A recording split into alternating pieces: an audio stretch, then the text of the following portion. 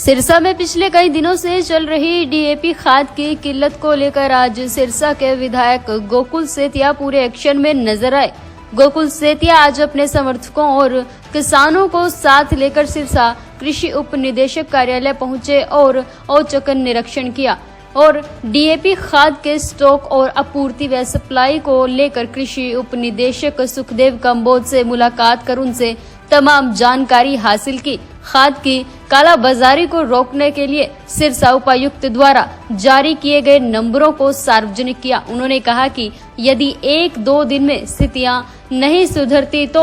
वो लोकायुक्त और संबंधित मंत्रालय तक अपनी बात रखेंगे। स्थिति को देखते हुए पुलिस प्रशासन द्वारा कृषि विभाग कार्यालय के सभी रास्तों पर भारी संख्या में पुलिस बल भी तैनात किया गया। वहीं मीडिया से बातचीत करते हुए सिरसा के विधायक गोकुल सेतिया ने कहा कि उन्होंने आज कृषि विभाग के अधिकारियों से मुलाकात कर उनसे कहा कि डीएपी खाद की मांग को लिखित में सरकार को भेजा जाए और जो भी किसानों को दिक्कत आ रही है उन्हें दूर किया जाए। उन्होंने बताया कि उपायुक्त द्वारा आज ही आदेश जारी किए गए हैं कि किसानों को साथ बिठाकर खाद वितरित की जाए और वहीं अगर कहीं कालाबाजारी या अन्य कोई समस्या है तो उसके लिए भी उपायुक्त द्वारा नंबर जारी किए गए हैं जिन पर शिकायत की जा सकती है। गोकुल सेतिया ने कहा कि यदि फिर भी स्थिति में सुधार नहीं आता तो वो इसकी शिकायत लोकायुक्त और संबंधित मंत्रालयों को भी करेंगे। ये बता रहे हैं कि जितनी खाद इनके पास आई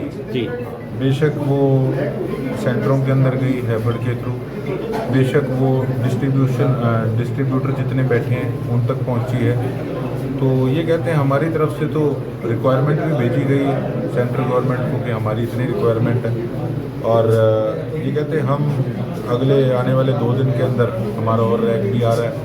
और मैंने इनसे पूछा कि किस प्रकार से आपने डिमांड भेजी है, तो रिटर्न में इन्होंने डिमांड अभी तक नहीं भेजी। रिटर्न के अंदर हमने यही कहा है कि आप रिटर्न में डिमांड भेजिए, हमारे किसान लाइनों में खड़े तो पहले उसकी पूर्ति की जाए और जो भी इसके ऊपर जहाँ डिस्ट्रीब्यूटर्स के पास होती है तो उस पर फ्लाइंग हमारी मांग थी, लेकिन आज इन्होंने लेटर दिखाया कि डीसी साहब ने इस पर फ्लाइंग भी अपनी एक अपॉइंट कर दी है और इसको डिस्ट्रीब्यूट ओपन तरीके से किया जाए, किसानों को बिठाकर वहाँ डिस्ट्रीब्यूशन हो, क्योंकि इसके अंदर धांधली की बड़ी शिकायतें जो है वो सुनने को मिलती है। इसीलिए फ्लाइंग का यही काम है कि फ्लाइंग का नंबर हमने सार्वजनिक किया है। लोगों को तो पता ही नहीं होता कि कोई फ्लाइंग भी बनी हुई है या किस प्रकार से हमने किसको शिकायत करनी है, तो फ्लाइंग का नंबर भी हमने इस पर ओपनली सार्वजनिक तौर पे सबको दिखाया। आप इसकी अलग से एक फ़ोटो क्लिक करके लगाइएगा कि जिस एरिया के अंदर आपको लगता है ब्लैक हो रही है, कोई दिक्कत आ रही है, तो आप इनको कॉल कर सकते हैं। और देखिए, खासकर जो मेरे सिरसा विधानसभा, वैसे मेरे लिए सभी बराबर हैं, लेकिन खासकर देखो जिस एरिया की मुझे नॉलेज है, जहाँ पर हमारे खुद के किसान भाई हमसे जुड़े हुए हैं, वो मैंने चिन्हित किए हमारे गांव। तो वहाँ पर ये जैसे आईडी प्रूफ लेते हैं कि किस किसान को हमने कितने बैग दिए हैं, तो वो हमने इनसे डिटेल मांगी है कि कितनी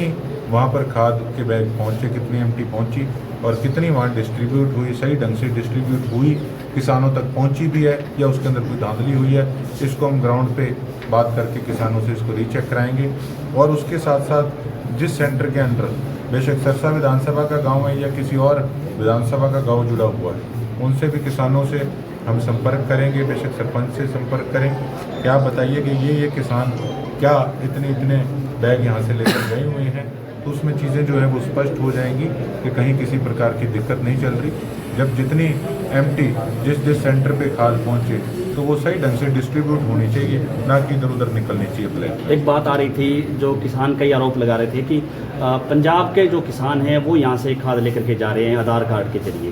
देखिए, बिल्कुल यही बातें जो सुनने में आई, इसीलिए स्टॉक किया जा रहा है, किसानों किया जा रहा है, इसीलिए फ्लाइंग जो है ये डीसी साहब ने बनाई है। ये एक अच्छा स्टेप लिया गया है और इसको अब जो हमारे गाँव के जो हमारे सेंटर हैं वहाँ पे कितनी पहुँची उनको हम खुद रीचेक करेंगे। एक ओटीपी को लेकर के भी चल रहा था कि जो ओटीपी है वो अब नहीं आएगा, वो देर रात जो ओटीपी आता है वो भी किसानों ने उस चीज़ को भी कंप्लेंट किया है, उसको बंद किया जाए। किसानों ने यही बात कही है और टेक्निकली बड़ी चीज़ें होती है। देखो, हर डिपार्टमेंट का एक गंभीरता से जो है टेक्निकली चीज़ें होती हैं और मैं भी अभी सारी चीज़ों की दिन रात जानकारियाँ ले रहा हूँ और उसके साथ साथ मुझे कोई किसी प्रकार की संकोच नहीं है। हमारे साथ एडवोकेट से लेके सीए से लेके टेक्निकली जो कोई रिटायर्ड उसी में